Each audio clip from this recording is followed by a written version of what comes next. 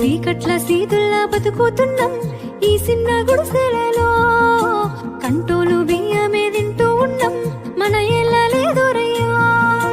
కష్టాల్లో తోడున్న అందరికీ నా ఒళ్ళని కనిపిస్తలేనమ్మ కొందరికి కష్టాల్లో నేనున్నని. నా ఒళ్ళు నీ ఒళ్ళు ఏమున్నది అన్ని కాగితాల బంధాలు, అవి కాగితాలే జీవితాలనుకొని అయినోళ్ళనే వదులుకుంటారయ్యా. బాగుంటే 10 మంది వస్తారయ్యో చుట్టాలై మన ఇంటికి, లేకుంటే వదిలేసి పోతారయ్యో అయినోళ్ళే ముమ్మాటికి.